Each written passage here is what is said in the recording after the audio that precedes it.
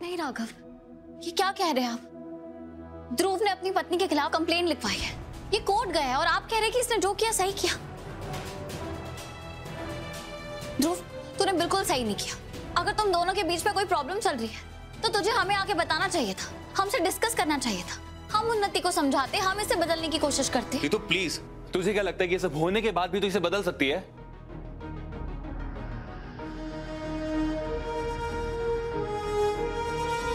नहीं, जहर में जितनी भी चीनी डालो, जहर जहर ही रहता है। और जब इसका भाई से नहीं बदल पाया तो मैं और तू कौन होते हैं?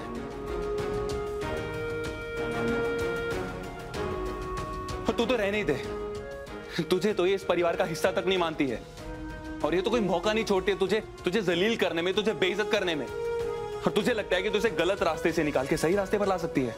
तो कौन से भ्रम में है? ध्रुव सही कह रही थी। ध्रुव ने जो कुछ भी किया वो अपने नाम, अपने काम और अपनी इज्जत को बचाने के लिए किया।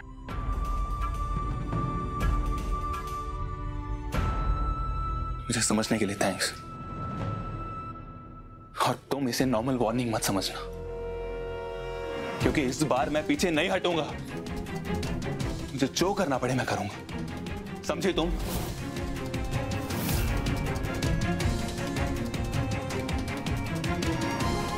चलिए इंस्पेक्टर।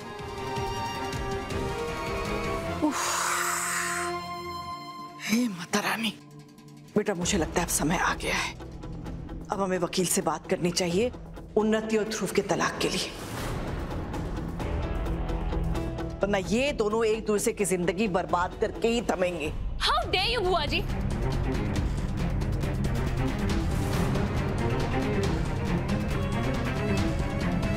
मैं ध्रुव को डिवोर्स नहीं दूंगी। उससे मुझसे शादी की, उसको पूरी लाइफ मेरे साथ ही रहना होगा।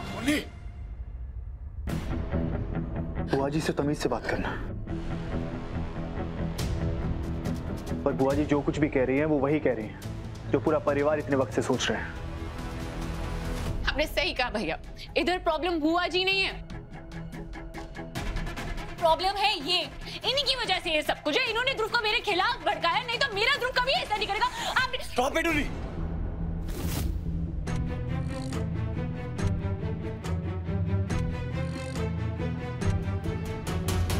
खबरदार अगर इसकी तरफ एक कदम भी बढ़ाए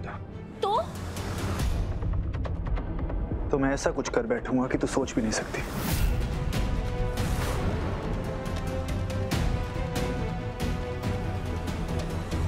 आप मेरे भैया नहीं हो सकते। आज आपका खून पानी हो गया।